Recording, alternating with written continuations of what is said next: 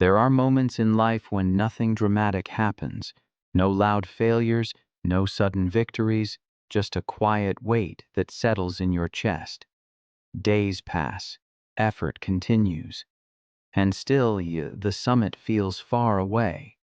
In those moments, motivation whispers instead of shouting, and discipline becomes a lonely companion. This is a story about that quiet space, about the strength it takes to keep going when no one is watching, about healing that arrives slowly, disguised as routine, about how transformation is rarely a single leap, but a series of invisible steps. In a small mountain town where mornings smelled of frost and stone, there lived a man named Elias Moreno. He believed that purpose was earned one breath at a time. This is his journey, and perhaps in some quiet way it is yours too. Elias Moreno woke before the sun, not because he wanted to, but because his body had learned the language of discipline. The small cabin where he lived sat at the edge of a mountain town that most maps forgot to name. From his window, peaks rose like quiet witnesses, patient, unmoved, eternal. Every morning Elias greeted them in silence. He moved through his routine with practiced precision. Water boiled, boots laced, jacket zipped. There was comfort in repetition, a strange kind of peace in knowing exactly what came next. Discipline had been his anchor for years. When emotions felt unreliable, habit stayed loyal. When motivation faded, routine remained. To Elias, consistency was not a choice. It was survival. He was a mountain climber by profession, but more than that, he was a man who believed that progress was built quietly. No shortcuts, no bursts of inspiration, just effort, repeated until it shaped you. While others waited for motivation, Elias trusted discipline. He trusted the slow burn. He trusted the journey. Yet beneath that calm exterior lived a restlessness he rarely named. As he trained alone on narrow trails, breath rising in steady clouds, his mind stayed focused on steps and rhythm. One foot, then the other. The mountains had taught him that hesitation was dangerous. You either moved forward or you slipped. There was no room for doubt on a cliff face. Still, somewhere deep inside, Elias felt a subtle tension, like a rope pulled too tight. He had been climbing for years, chasing summits not for glory but for meaning. Each ascent promised clarity. Each peak whispered that the next one would finally make him whole. Discipline had given him strength, resilience, and respect, but it had not given him peace. People in town admired him quietly. They spoke of his dedication, his discipline, his motivation. Few knew him well. Elias didn't linger in conversations. He didn't know how to rest without feeling guilty. Stillness made him uneasy. Silence off the mountain felt too loud. And if you're honest with yourself, you may recognize this feeling. That moment when your life looks stable on the outside, but inside, something feels unfinished. When discipline keeps you moving, but you're not sure where you're going anymore. When strength becomes armor and armor becomes weight. Elias believed that stopping meant falling behind, that rest was weakness, that slowing down would unravel everything he had built. So he kept climbing, he kept training, he kept pushing forward, even when his heart quietly asked for something softer. On the wall of his cabin hung a faded photograph of a summit taken years ago. He rarely looked at it. Achievements once earned quickly lost their power over him. The next mountain always waited. As the sun finally rose, painting the peaks in pale gold, Elias paused on the trail, just for a moment. His breath slowed. The wind moved past him without urgency. The mountains were not rushing. They never had.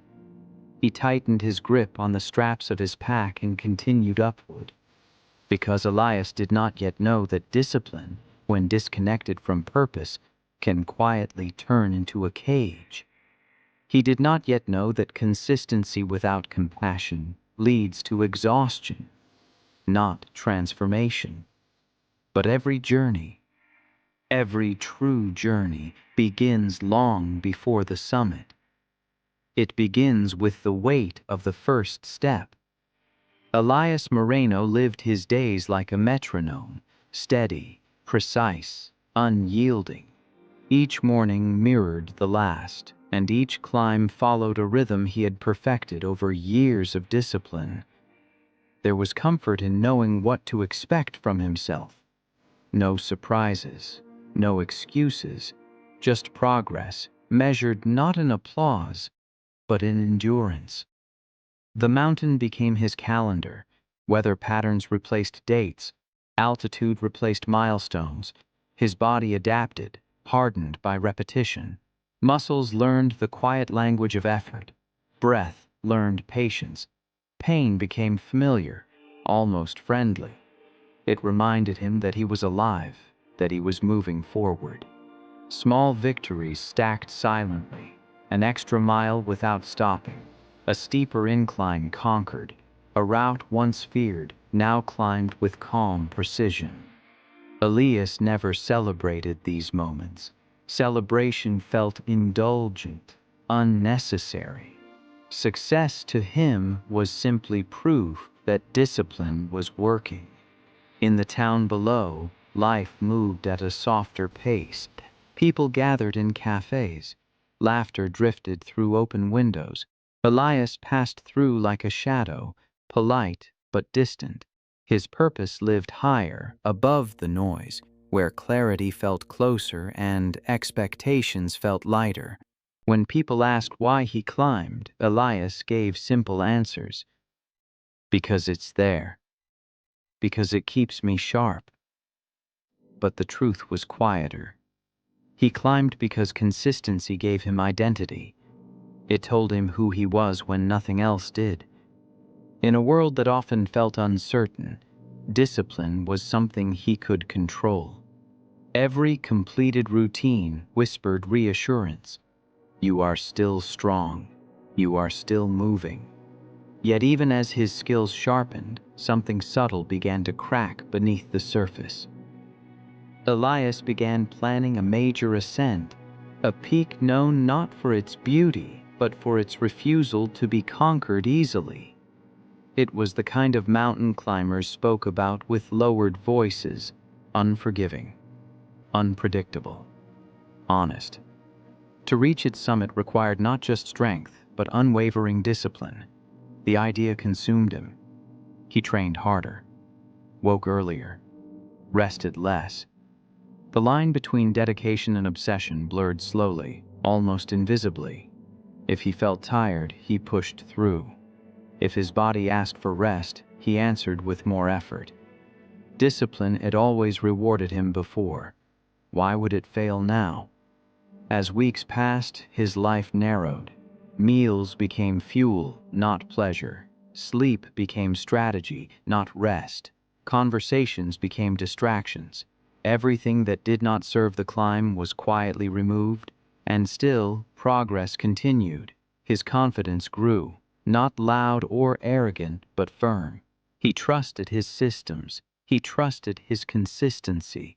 He trusted that effort, repeated often enough, could overcome anything. If you've ever believed that staying busy would protect you from pain, you understand Elias. If you've ever chased purpose through productivity, you've walked his path. The mountain loomed closer now, its peak often hidden behind shifting clouds. Elias studied it the way some study mirrors, searching for meaning, testing himself against its silence. He imagined the summit not as triumph, but as relief, a place where the constant push might finally soften. One evening, as he packed his gear, Elias felt a rare flicker of hesitation. A question surfaced uninvited. What happens after this climb? He dismissed it quickly. Question slowed momentum. Doubt had no place in discipline. He tightened his pack straps and folded the thought away. Because success, as Elias defined it, was simple. Keep going. Don't stop. Don't look back. He did not yet see the flaw hiding inside that belief. He did not yet understand that consistency, when fueled by fear, eventually leads to collapse. But the mountain was waiting, and soon it would answer him. The morning Elias Moreno began the ascent, the sky was neither kind nor cruel. It was indifferent. Clouds drifted without intention, and the mountain stood as it always had, silent, unmoved by ambition. Elias preferred it that way. He trusted neutrality more than encouragement. Each step felt familiar, controlled, earned. His body moved with the confidence of repetition, muscles responding without hesitation. This was what years of discipline were for, to meet moments like this with calm certainty. The first hours passed smoothly. The trail narrowed, air thinned, and the world below slowly disappeared. Elias welcomed the isolation. Up here, expectations faded. There was only the climb, the breath, the next hold. But mountains have their own language. And that day it spoke in subtle warnings. The wind shifted without rhythm. Clouds thickened, swallowing distance. The rock felt colder, less forgiving. Elias noticed these signs, but he trusted his preparation more than instinct. He had trained for this. He had earned this. So he continued. As elevation increased, fatigue arrived earlier than expected. Not sharp or dramatic, just a quiet heaviness in his limbs. Elias tightened his focus. Discipline demanded persistence. Pain, after all, was temporary. Then, without spectacle, the mountain changed its mind. A section of ice, thinner than anticipated, gave way beneath his weight. It wasn't a violent fall, just a sudden loss of certainty. Elias caught himself, heart pounding, breath ragged. He hung there for a moment, suspended between effort and consequence. This was the first time fear touched him. He adjusted, recalculated, and climbed on. Turning back felt unthinkable. Discipline had brought him here. Discipline would take him through. But the higher he went, the more the mountain resisted. Not aggressively, but honestly. Conditions worsened. Visibility shrank. His breathing grew shallow, uneven. His body, once obedient, began asking questions he didn't want to answer. Still, Elias pushed, because stopping would mean admitting that consistency was not enough. The final stretch came sooner than expected, but so did the breaking point. His grip slipped again, this time more violently. Pain shot through his arm. His pack shifted. For a brief, terrifying moment, the mountain stripped away every illusion of control. Elias fell. Not far, not fatally, but enough. Enough to shatter the narrative he had built for years. He landed hard against the rock, breath knocked from his chest. Time slowed, sound faded. The mountain did not react. It did not punish. It simply existed, unchanged by his effort. Lying there, Elias felt something unfamiliar spread through him. Not just pain, but disbelief. How could this happen? I did everything right. The climb was over. Not because the summit was unreachable, but because his body had reached its limit.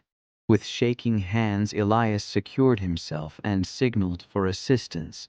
The descent that followed was slow, quiet, heavy with unspoken truth. Back on solid ground, wrapped in stillness, Elias stared at the peak now hidden entirely by clouds. The mountain had refused him, not with anger, but with honesty. And in that refusal, something inside him collapsed. His discipline had failed him. His consistency had not saved him. The identity he had built around effort alone cracked open. If you've ever experienced a moment where everything you trusted stopped working, you know this feeling. When the system you believed in breaks and you're left with nothing but questions. Elias returned to his cabin with more than bruises. He carried doubt. He carried shame. He carried a quiet grief for the man he thought discipline had made him. That night, the mountains were invisible beyond his window. For the first time in years, Elias did not wake early the next morning. Because when the mountain refused him, it wasn't the fall that hurt the most. It was the realization that effort alone does not guarantee arrival. Elias Moreno woke late the next morning, not because his body needed rest, but because his mind refused to move. The familiar pull of routine was gone. No urgency, no rhythm, just a heavy stillness pressing against his chest.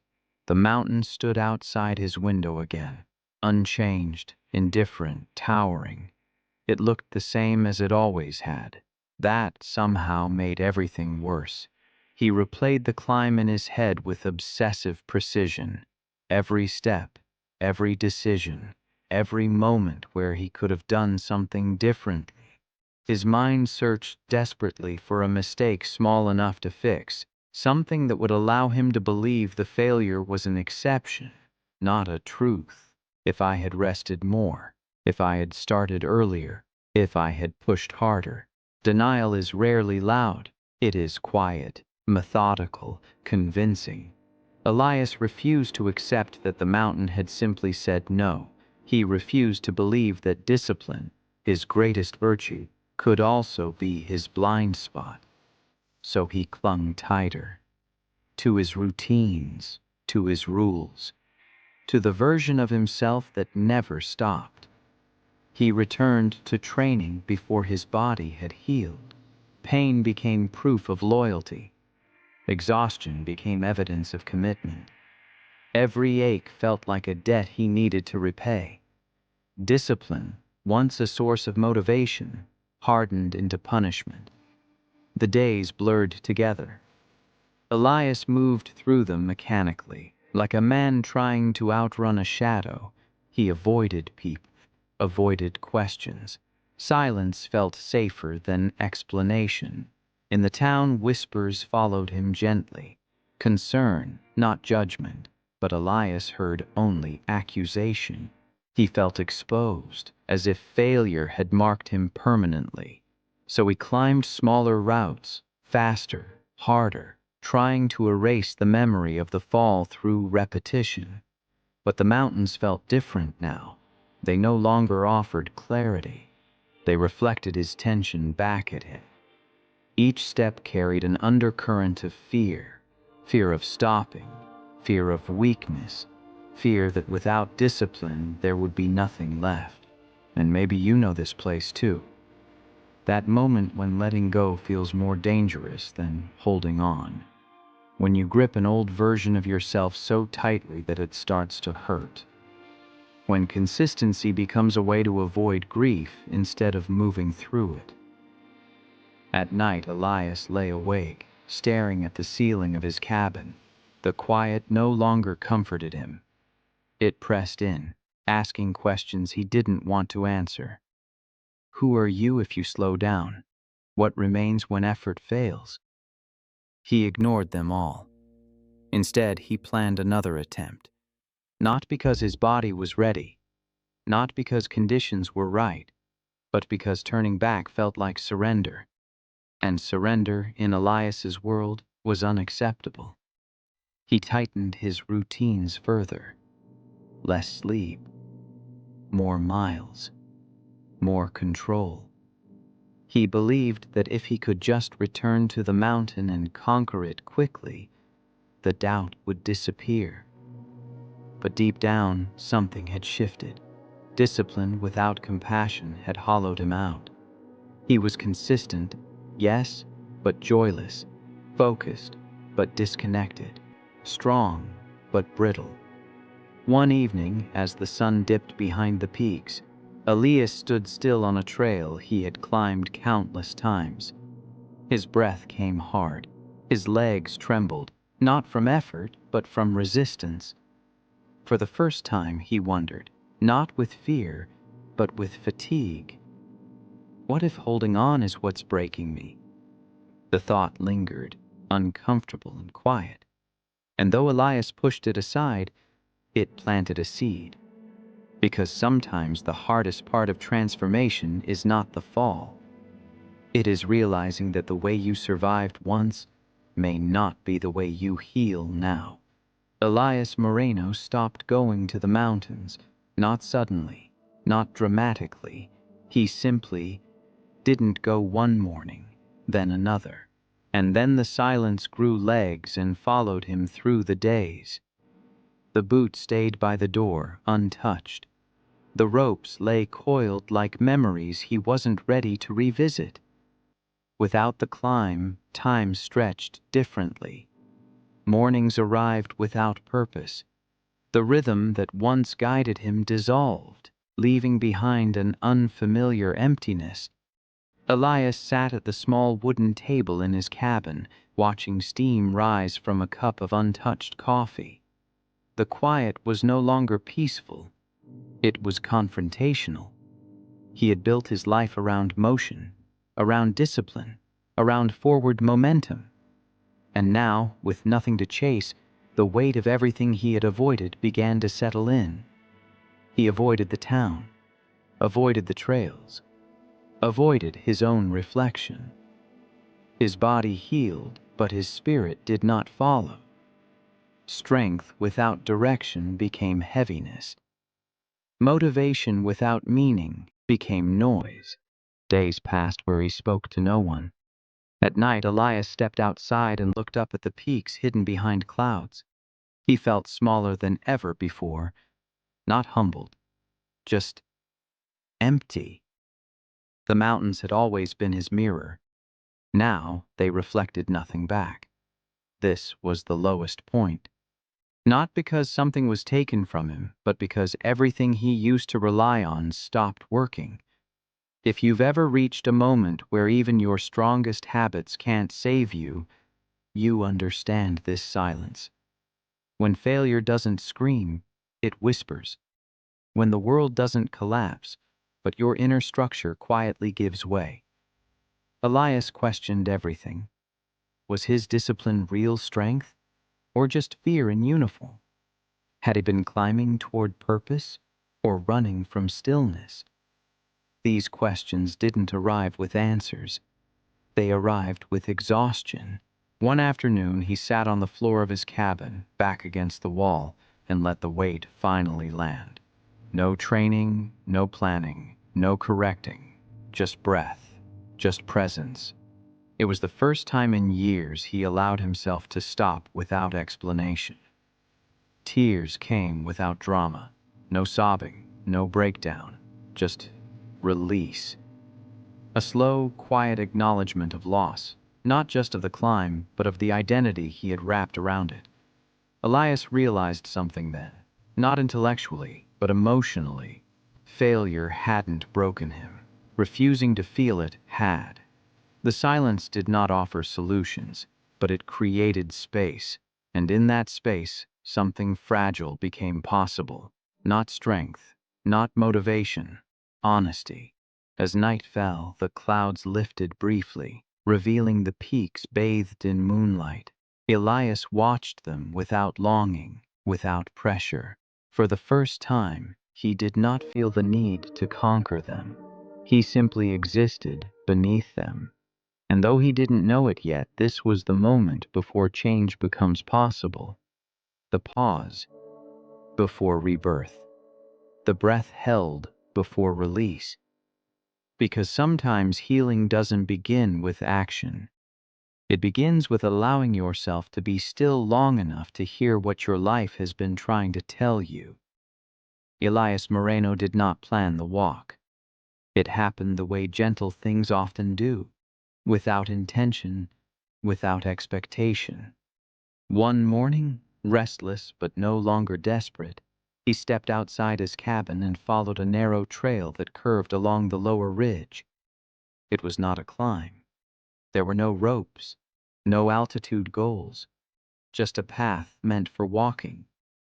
The air was cool. Pine needles softened each step.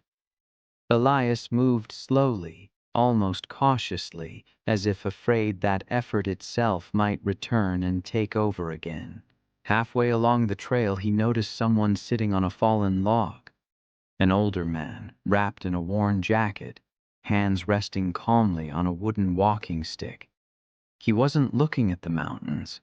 He wasn't looking at anything in particular. He was simply there. Elias hesitated, then nodded politely as he passed. "Beautiful day," the man said quietly. Elias stopped. The words weren't remarkable, but the tone was unhurried, unmeasured. No demand, no performance. "It is," Elias replied, surprised by how long it had been since he'd spoken to a stranger. They stood there for a moment, sharing the quiet. "You climb," the man said, not as a question. "I used to," Elias answered. The man smiled faintly. "Mountains have a way of teaching us even when we stop listening." Elias felt something shift inside him. Not resistance, not defense, just attention. They sat together on the log.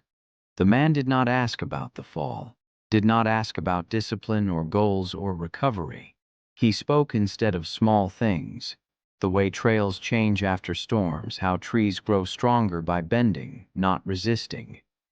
After a while, Elias asked, "How do you know when to keep going and when to stop?" The man considered this, tapping his stick gently against the ground.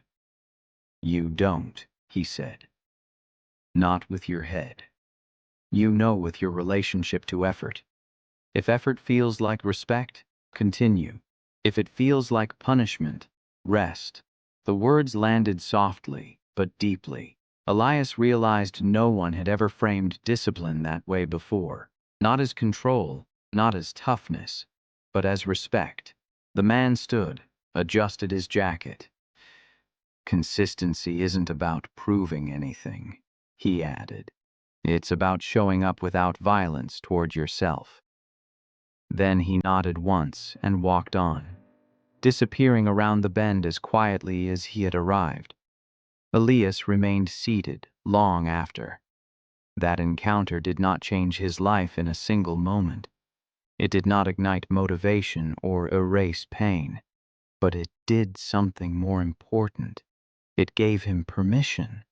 Permission to begin again, differently. Because sometimes transformation doesn't arrive through force or intensity. It arrives through a quiet voice on a trail, reminding you that strength and kindness were never meant to be enemies. Elias Moreno did not return to the mountains the next day. Instead, he woke early and did something unfamiliar. He listened, not to ambition, not to fear, but to his body, to the subtle signals he had trained himself to ignore for years. He stretched slowly, drank water without rushing, stepped outside and let the morning air settle on his skin. There was no plan, no target, just presence. For the first time, consistency was not about control. It was about care. Elias began small, walks instead of climbs, breath instead of pace. He set no goals except one, to show up without harm. Discipline softened. It stopped demanding proof and started offering structure. Some days all he did was walk the same short path and return home. And surprisingly, that was enough.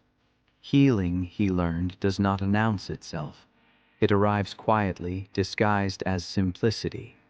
As weeks passed, Elias rebuilt his routines, but this time they were lighter, flexible, forgiving.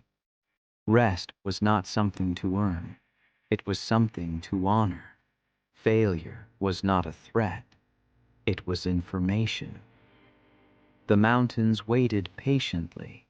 When Elias finally returned to a gentle slope, there was no urgency in his steps. He climbed not to conquer, but to reconnect.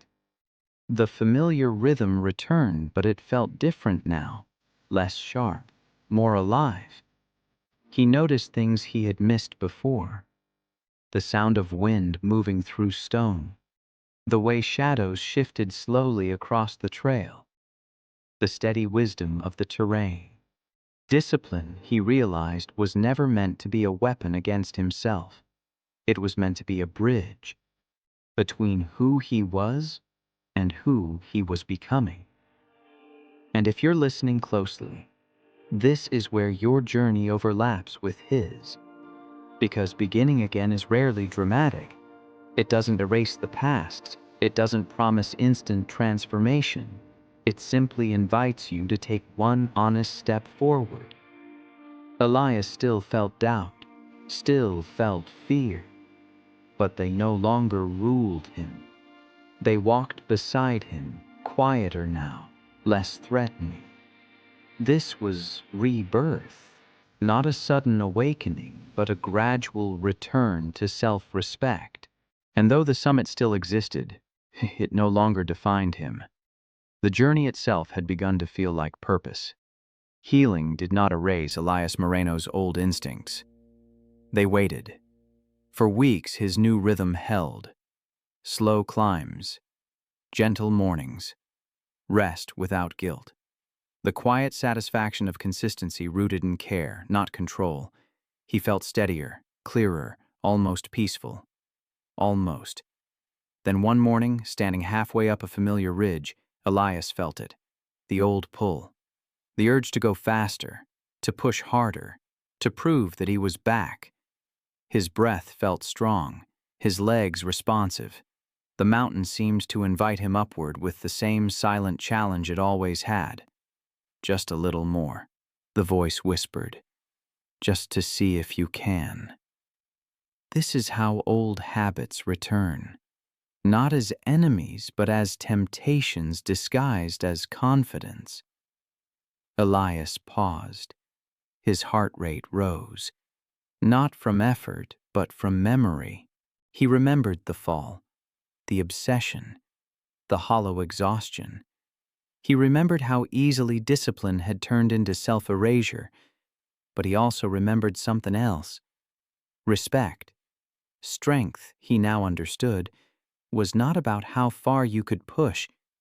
It was about knowing when not to.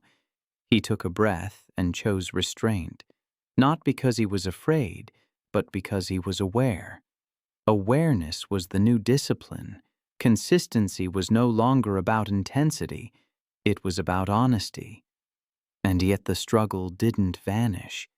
There were days when impatience crept in, days when progress felt slow and insignificant, days when Elias questioned whether gentleness would ever be enough. If you've ever changed your life, you know this stage well, the moment when transformation is tested not by crisis but by boredom, by the temptation to return to what once felt powerful, even if it hurt. Elias stayed. He stayed with the slow pace, with the discomfort of not proving anything, with the humility of unfinished growth. And slowly, something remarkable happened. The urge to rush lost its grip, not because Elias fought it, but because he didn't feed it. Each time he chose consistency over intensity, he rewired his relationship with effort. He was no longer climbing to escape himself. He was climbing to meet himself. That shift changed everything. Elias Moreno reached the mountain again, not the one that had turned him back, but another, quieter, less famous, the kind of summit that didn't demand recognition to feel complete. The climb took longer than it once would have. He stopped often, not from weakness, but from awareness. Each pause was intentional. Each breath felt earned, not forced. When he finally reached the top, there was no surge of adrenaline, no rush of victory, just a wide, open stillness. The world stretched out below him, valleys layered in soft light, rivers moving without urgency, clouds drifting with no destination. Elias stood there and realized something profound. This felt better than triumph ever had. There was no pressure to capture the moment, no need to prove anything to anyone. The summit was not an ending. It was a conversation between effort and acceptance, between discipline and peace. Elias sat and let the mountain be what it was. He did not try to own it. He did not measure it. He respected it, and for the first time he respected himself in the same way. Purpose, he understood now, was not a peak you reached once. It was a relationship you maintained through consistency, through patience, through letting go of who you thought you had to be. He descended slowly, smiling without knowing why. Because the mountain had given him something far greater than success. It had given him balance. And now, the story turns to you. Because somewhere in your life, there is a mountain you are facing. Maybe it looks like a career, a habit, a relationship, or a version of yourself you're trying to outgrow. And maybe, like Elias, you believe that discipline means pushing harder, holding tighter, never stopping. But listen carefully. Discipline is not about punishment. Consistency is not about proving worth. Failure is not the opposite of strength. It is often the doorway to it. Sometimes healing begins when you stop forcing progress and start honoring pace. When you learn that letting go does not mean giving up. It means making room. When courage shows up not as intensity but as restraint. Your journey does not require perfection. It requires presence. Transformation happens quietly, one honest step at a time. So if today feels slow, let it be slow. If rest feels uncomfortable, stay with it. If the old urge to rush returns, notice it and choose again. Because the most powerful kind of motivation is not loud. It is consistent. It is kind. And it is patient enough to wait for you to become who you already are. If this story resonated with you, take a moment to breathe, to reflect, and when you're ready, continue your journey, steadily, respectfully, and in your own time. Thank you for listening. And if you'd like to hear more stories like this, remember to like, share, and subscribe.